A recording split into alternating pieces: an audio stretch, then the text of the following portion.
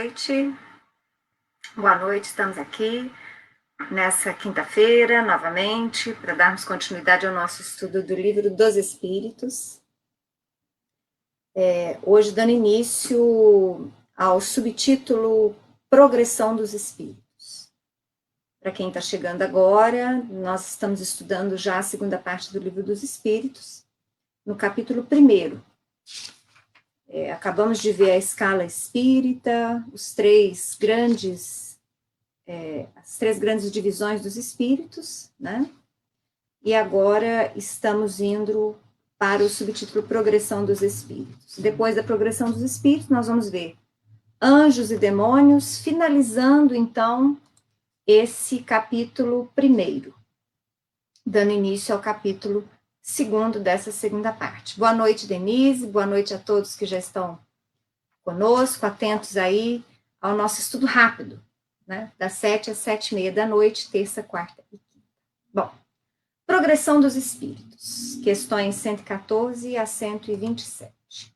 É muito interessante que, acompanhando o desenrolar dos estudos com Kardec no Livro dos Espíritos, vocês vão perceber que várias temáticas que vão ser abordadas pelas questões, nós acabamos já falando um pouco delas.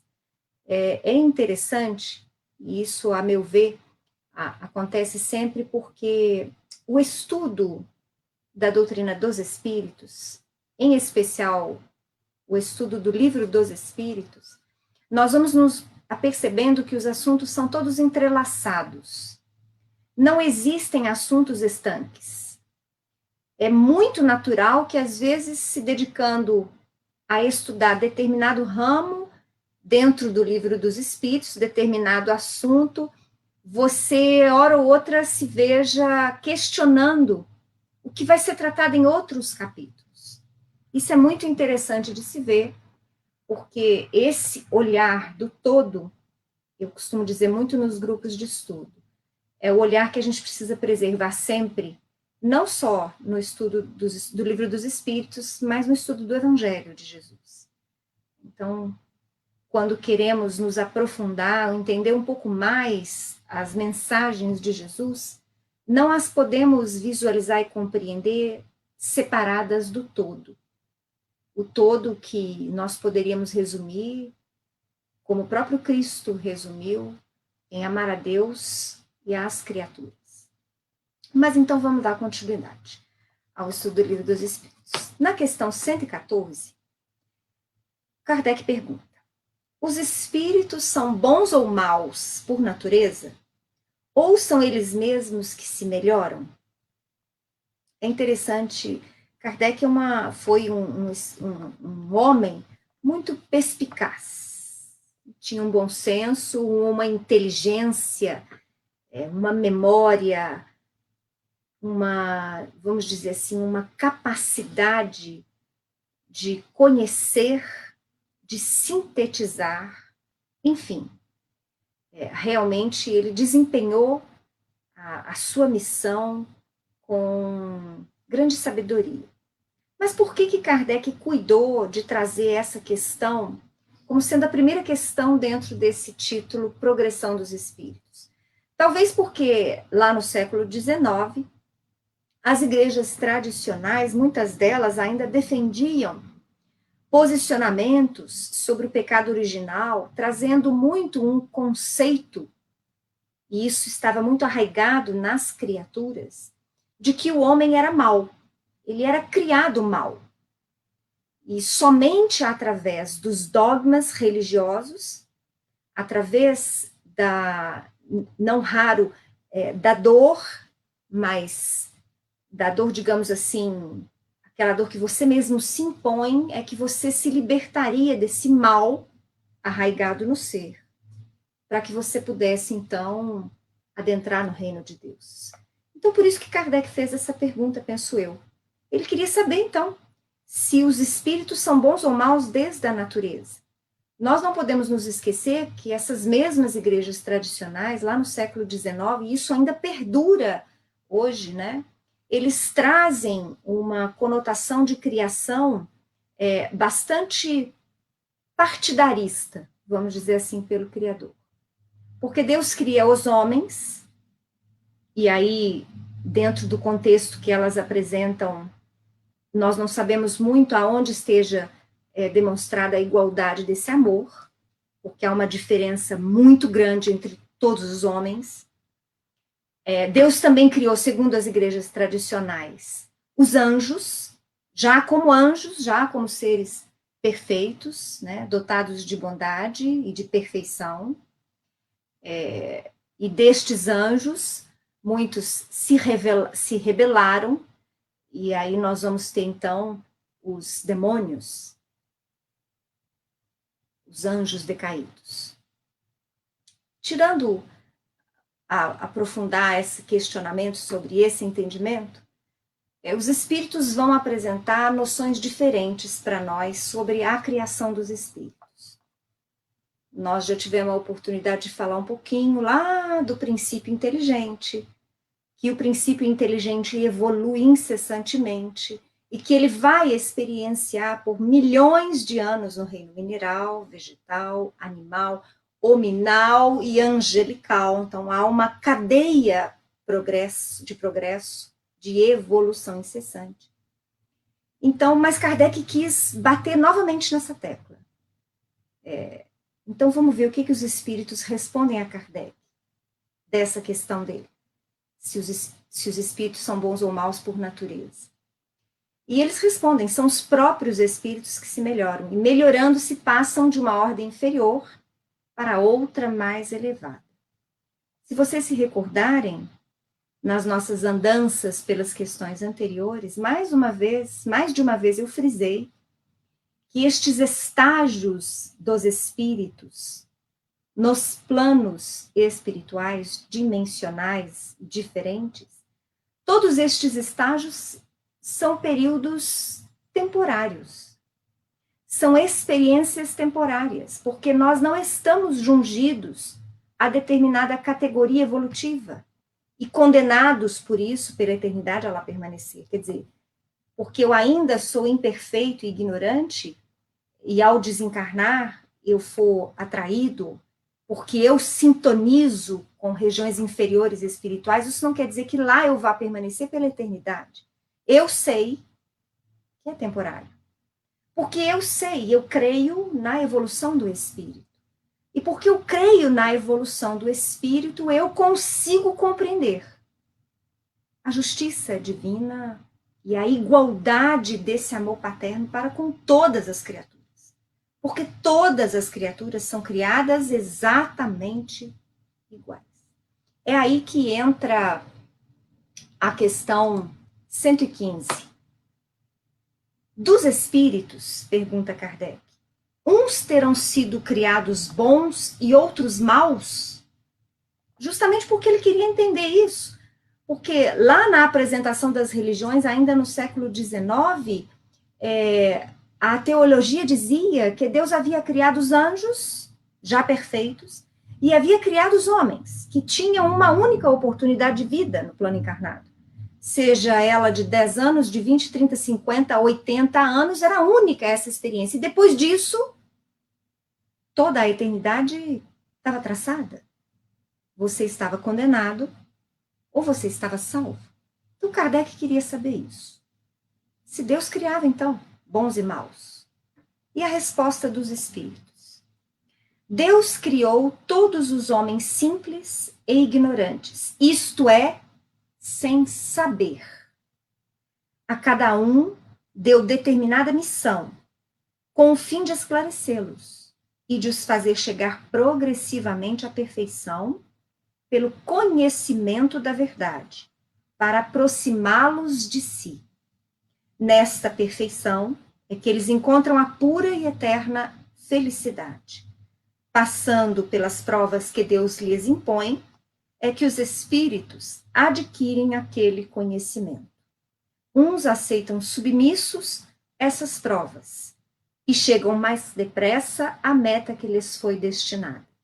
Outros só a suportam lamentando e, pela falta em que desse modo incorrem, permanecem afastados da perfeição e da prometida felicidade. Então, vamos entender essa resposta com mais detalhes. Vocês vão ver aí que eu grifei só o trecho importante. Porque esse trecho vocês vão ouvir várias vezes. Não comigo, mas vão ouvir muitas vezes nos expositores espíritas, nos livros. E mais importante que isso, é preciso que vocês entendam esta simplicidade do ser que é criado pelo Pai e que desenvolve-se pela eternidade. Porque muitas vezes, para compreender algumas ideias que os espíritos nos trazem, nós precisamos voltar nessa, para que nós possamos enraizar, interiorizar mesmo o entendimento dessa evolução incessante. É muito interessante. Então vamos passar por partes a analisar essa questão. Então nós fomos criados simples e ignorantes. Mas vocês vão se lembrar que eu já falei anteriormente, nesses nossos estudos, que nós temos toda uma potencialidade em germe. Os próprios espíritos disseram isso. Ou seja, nós fomos criados simples e ignorantes, mas todas as potências a serem desenvolvidas já estão conosco. É por isso que nós passamos a ser designados, segundo os espíritos, no momento inicial da nossa criação, como princípio inteligente do universo. A inteligência está lá. E quando eles colocam do universo, é porque este princípio, simples e ignorante, esta centelha divina, digamos assim, que vai levar milhões, bilhões de anos em busca do aperfeiçoamento e do conhecimento da verdade, esta centelha inicial, este princípio é assim em todo o universo. Ou, se a gente puder alongar um pouco mais, em todos os universos. Porque esta centelha, este princípio, é absolutamente o mesmo em toda a obra da criação. Se nós pudéssemos contatar agora um dos nossos irmãos que experienciam hoje em Júpiter, nós não sabemos a apresentação que ele teria, mas nós sabemos que o seu espírito iniciou da mesma forma que o nosso. Se nós pegássemos um outro irmão de Andrômeda, ou de qualquer outro dos planetas do braço de Órion, ou até mais longe, nós não saberíamos dizer qual apresentação ele teria, qual corpo ele se utilizaria, mas nós saberíamos que o início dele foi exatamente o mesmo que o nosso. Esta simplicidade faz com que nós possamos compreender a grandeza desse amor divino e a justiça, a igualdade desse amor. Porque nós vamos compreendendo, quando percebemos essa simplicidade e a ignorância do saber, que as nossas experiências reencarnatórias e ao desencarnarmos são exatamente oportunidades infinitas desse aprendizado. Ah, mas por quê? Por que Deus não nos criou perfeitos? Não se surpreendam, eu mesma intimamente já me fiz essa pergunta. Mas até agora eu só tive uma resposta. Porque Ele quis. Algumas coisas nos fogem ainda da compreensão. Uma das coisas que também nos fogem é exatamente como seria esse início. Como Deus cria esse princípio inteligente? Aonde é criado esse princípio inteligente? Porque se os espíritos nos afirmam que a vida verdadeira é a do espírito, é a vida espiritual, e que os estágios nos planos densos da matéria são experiências temporárias, se eles nos falam isso, está subentendido que o princípio inteligente surge aonde primeiro? No plano espiritual. Como é que ele é ligado, então? No seu momento primeiro, a uma única célula num organismo unicelular. Ou antes mesmo disso, como é que Deus cria lá, naquele exato momento do início? Nós não sabemos. E não pensem vocês que Kardec não fez esse tipo de pergunta, porque nós já estudamos sobre isso, ele fez. E os espíritos também não disseram é mistério. Eles só disseram que, por enquanto, eles mesmos ainda não sabiam. E nós já sabemos da relativa superioridade dos espíritos responsáveis pela codificação. Em relação a nós, eles sabem muito. Mas veja só, nós estamos ainda num planeta de provas e de expiações. Grandes aprendizados, cada um deles ainda terão. E isso nós também não podemos esquecer. Que nem sempre eles têm autorização para prestar-nos algumas informações. Eles dizem isso várias vezes, os espíritos superiores. Que há informações que são vedadas para serem trazidas ao plano material dos homens. Enfim, tem coisa que a gente não vai saber agora. Mas a gente pode continuar perguntando. Dando continuidade, então, na questão 116, Kardec vai perguntar: haverá espíritos que se conservem eternamente nas ordens inferiores? Mais uma vez, diante daquilo que as igrejas tradicionais falavam. O que elas falavam? Se você errasse muito na única experiência que você está tendo no plano dos vivos, ao morrer você estaria condenado ao inferno, ou teria que estagiar no purgatório e outros teriam que interceder a seu benefício, ou então você estaria salvo. E aí seria recebido no céu. Basicamente era isso. Então Kardec quer saber se existem espíritos que optam, digamos assim, pelo mal e vão continuar eternamente nos planos inferiores. Não. Todos se tornarão perfeitos, dizem eles. Mudam de ordem mais demoradamente, porquanto, como já doutra vez dissemos, um pai justo e misericordioso não pode banir seus filhos para sempre. Pretenderias que Deus tão grande, tão bom, tão justo, fosse pior do que vós mesmos? Os espíritos têm hora que são firmes, bastante firmes com Kardec, não sei se vocês já se aperceberam. Algumas questões, eles são até duros anteriores, e nós ainda vamos ver outros posicionamentos no estudo do Livro dos Espíritos em que eles são assim categóricos. E eles nos colocam para pensar, o que você acha disso? Porque vejam só, as próprias igrejas tradicionais do passado, elas trabalhavam conosco tão somente pelo medo e pela obediência. Questionar não era permitido. Fazer diferente, então, cuidado, você podia ser queimado. Então, Kardec traz questões que, com certeza, fervilhavam nele e fervilhavam em muitos dos companheiros que o auxiliaram nessa pesquisa, nas elaborações, nas questões colocadas aos espíritos, para que se compreendessem as respostas.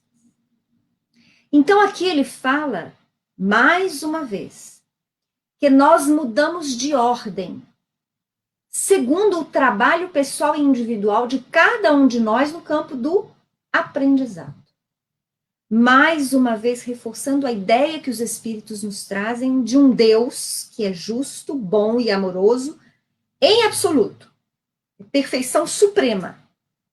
E um Deus que é bondade suprema, misericórdia suprema, compaixão suprema, ele não pode condenar. Ele não condenaria um filho seu, ainda mais pela eternidade. Agora, quando nós trabalhamos com a ideia da evolução, das oportunidades infinitas, através da reencarnação, quando nós trabalhamos com estes conceitos de aprendizado, aí nós podemos lidar com bastante conforto ante as diferenças que nós percebemos entre as criaturas. E aí nós conseguimos perceber a bondade e a justiça divinos. Porque ele permite que nós erremos por conta do livre-arbítrio. E ele permite que nós colhamos o resultado daquilo que plantarmos, ou colhamos o resultado daquilo que nós não soubemos plantar. Não a fim de que sejamos punidos pela teimosia, pela ignorância, não, mas a fim de que consigamos aprender. Então, muitas vezes nós somos chamados a revisitar o mundo e a repetir lições, duras lições muitas vezes, porque precisamos aprender. E o aprendizado do espírito não se dá no campo teórico, só no campo das ideias, não.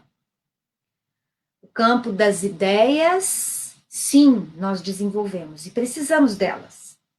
É a instrução. Mas o campo do exercício, da prática, do amar, nós precisamos ainda mais. Vamos continuar. Na questão 117, Kardec pergunta: depende dos espíritos o progredirem mais ou menos rapidamente para a perfeição? Certamente. Eles alcançam mais ou menos rápido, conforme o desejo que têm de alcançá-la e a submissão que testemunham à vontade de Deus. Uma criança dócil não se instrui mais depressa do que outra recalcitrante? Essa questão está ligada à questão anterior. Então, na questão anterior, os espíritos falam que pode ser que alguns espíritos se demorem mais nas regiões mais atrasadas. Por quê? Porque são teimosos. E porque não conseguiram ainda aprender as tarefas e as instruções relacionadas ao bem, ao amor, à compaixão, ao respeito e à solidariedade. E aqui eles vêm dizer que vai depender de nós a velocidade do nosso avanço, segundo a nossa vontade e segundo a submissão que nós testemunharmos diante das lições.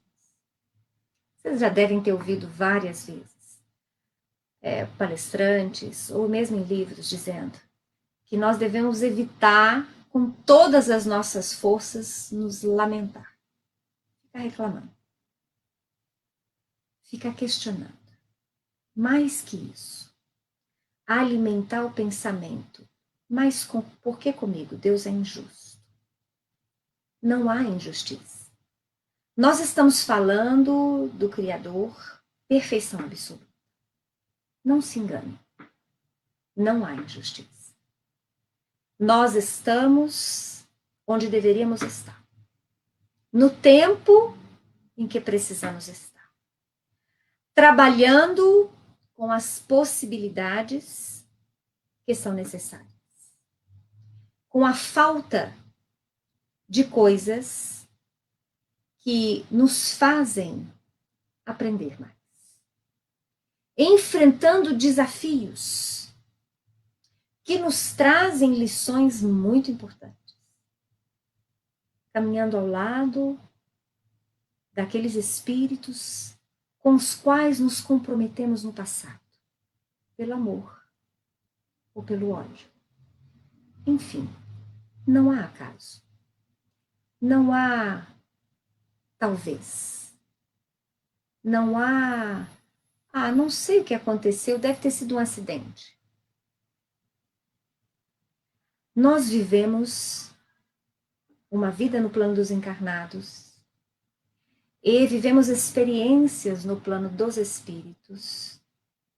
E nós não podemos nos enganar em relação a estas experiências. O Pai permanece na diretriz das lições.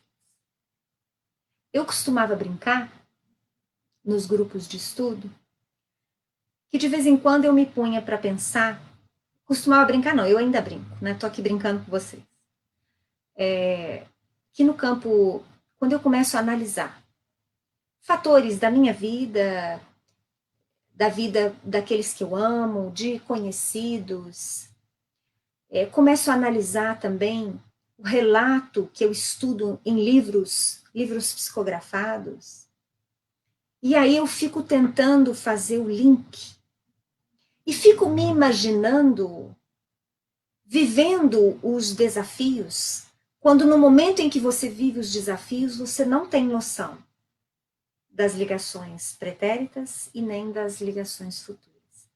Mas não se enganem, porque eu nunca encontrei nenhum relato de trajetória de um espírito que não abrangesse a absoluta justiça e misericórdia divina.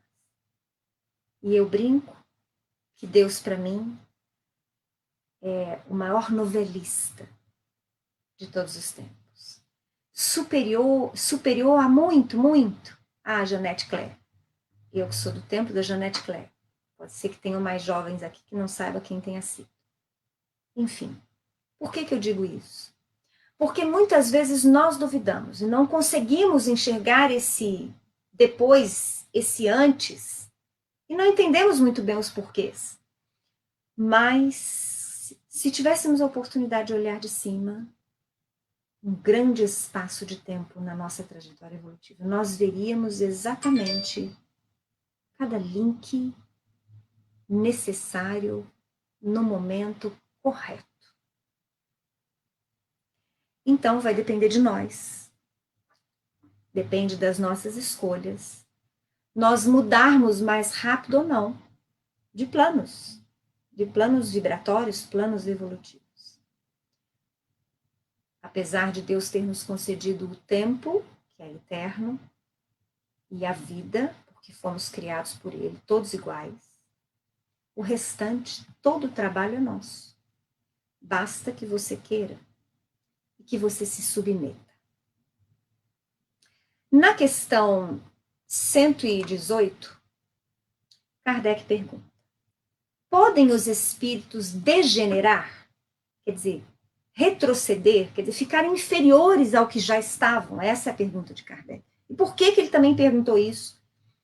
Porque se ele faz algumas questões tendo em vista as igrejas tradicionais cristãs lá do século XIX, ele também não se esquece de alguns posicionamentos das igrejas orientais. E dentro das igrejas orientais, havia um entendimento, há ainda um entendimento acerca da metempsicose, que nada mais é do que a possibilidade do espírito retroceder.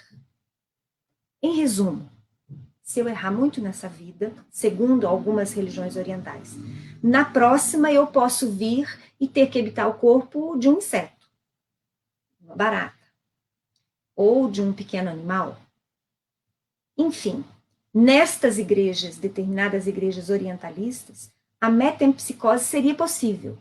Então, Kardec quer saber, é possível mesmo? E aí eles respondem, não. À medida que avançam, compreendem o que os distanciava da perfeição. Concluindo uma prova, o espírito fica com a ciência que daí lhe veio e não a esquece.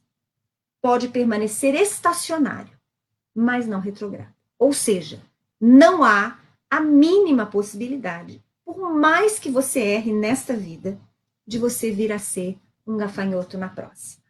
Não há. Os espíritos foram muito claros e muito categóricos. Nós precisamos compreender também este olhar oriental sobre isso e perceber aquilo que ficou muitas vezes no inconsciente dos milhões de espíritos que foram trazidos do sistema de Capela. Nós já falamos sobre isso nas nossas lições anteriores. E estes espíritos, oriundos de um planeta muito mais avançado que a Terra naquela época, milhares de anos atrás. Então, estes espíritos, ao serem trazidos para passarem a ter as suas experiências físicas na Terra, tiveram que se utilizar de corpos humanoides muito, mas muito mais primitivos do que aqueles que eles se utilizavam no seu planeta de origem. Então, isso ficou muitas vezes arraigado no inconsciente, marcado no inconsciente destes milhões de espíritos, que eles, pelos erros, pelos desvios praticados no seu planeta de origem, tiveram que retornar e tiveram que passar, então, a habitar corpos animais. Mas não foi isso que aconteceu. O corpo do humanoide, do antropóide, do homem primitivo da Terra. Era, sim, um instrumento, um veículo muito, mas muito mais atrasado do que aqueles que antes eles possuíam. Mas o espírito nada perdeu. Tudo ficou arquivado.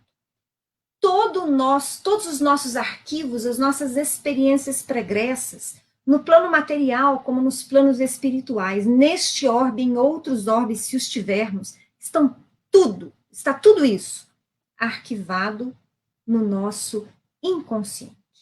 É a bagagem que nós, espíritos imortais, possuímos. Nós não podemos ter acesso agora, porque nós ainda não temos estrutura suficiente para lidar com os nossos fracassos. Pensem sobre isso. E amanhã a gente volta. Amanhã não, terça-feira que vem, porque hoje é quinta.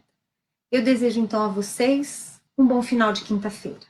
Espero vocês na semana que vem, na terça-feira, às 7 horas da noite. Eu estou vendo aqui o comentário do Anderson.